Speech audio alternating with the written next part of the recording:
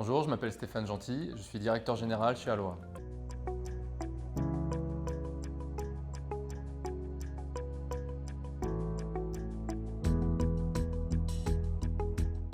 Aloha, c'est une plateforme de services à destination de tous les acteurs de la transaction immobilière.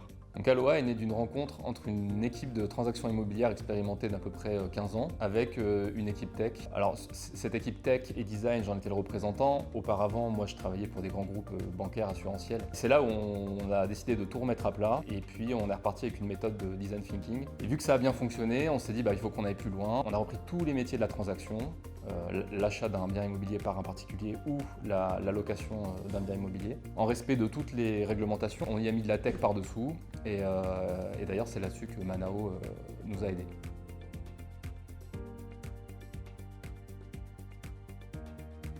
En fait, je dirais qu'on fait le même métier, c'est juste qu'on n'a pas la même démarche. En fait, nous, on essaie d'arrêter de concevoir l'immobilier comme une tâche administrative. Nous, on essaie d'avoir une démarche un peu plus servicielle. Ça va être un vrai professionnel de la transaction immobilière en y apportant beaucoup de transparence, une fluidité dans les parcours et qui doit avoir de la réactivité et un vrai service client en face. Donc, on a observé plein de petites douleurs sur le marché qui nous paraissaient faciles à régler.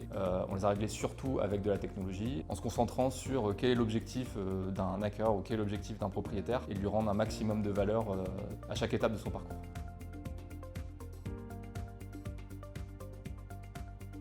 Je dirais que notre ambition, c'est de devenir un service total d'agrégation sur le marché immobilier. Aujourd'hui, on traite déjà tout un tas d'acteurs de la chaîne de l'immobilier. On fournit des services aux acquéreurs, aux locataires, aux propriétaires institutionnels. Demain, on va fournir du service aux propriétaires particuliers. On interconnecte avec des notaires, des personnes qui font des diagnostics, avec des agences externes qui nous aident en délégation pour opérer sur le terrain, mais demain, pourquoi pas des investisseurs.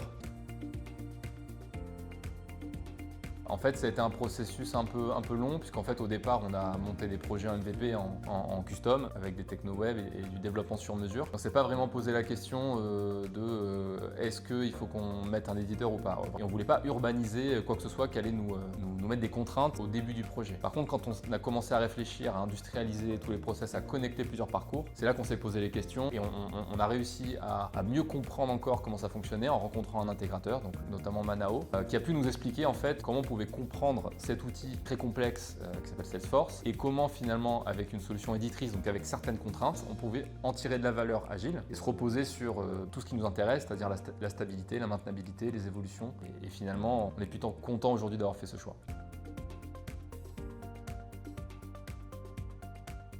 Donc une fois qu'on avait identifié Salesforce comme la solution la plus adéquate pour répondre à nos objectifs, on a monté plusieurs ateliers, menés à la fois avec Salesforce, mais aussi avec notre intégrateur qu'on avait choisi, qui était Manao. Et donc pendant tous ces ateliers, on a essayé de se comprendre, on a fait discuter les intégrateurs avec nos développeurs, et puis on a monté un petit test sur un petit scope projet, sur un petit parcours. Et c'est à ce moment-là qu'on s'est convaincu qu'il fallait qu'on capitalise sur cet outil.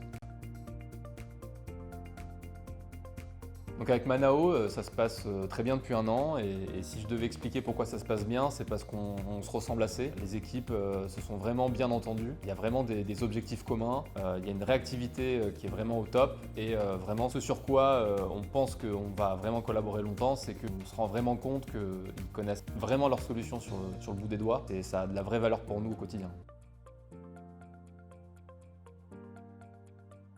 Je dirais que en fait, ça a eu deux vertus. La première, c'est qu'on peut assurer qu'on a optimisé pas mal de tâches sur notre outil de production. Par exemple, l'analyse des dossiers location, où on sait qu'aujourd'hui, on a gagné plusieurs heures sur l'analyse. Et la deuxième vertu de ça, c'est avoir vraiment installé la culture de la data au sein de la société. Que finalement, la donnée a été à disposition dans un seul outil, c'est Salesforce. Et ça, c'est une vraie valeur dans l'entreprise. On a tenu le choc tout simplement parce qu'on avait travaillé les sujets avant la crise. Je donne un exemple, c'est comment continuer une activité sans se voir. Il se trouve que c'est l'essence même d'Aloha puisqu'on a virtualisé tout un tas de tâches, notamment une tâche qui normalement se fait physiquement, c'est la signature d'un bail de location. Nous, la constitution de dossier et la signature de baux, finalement tout se fait en ligne, tout se fait de manière électronique.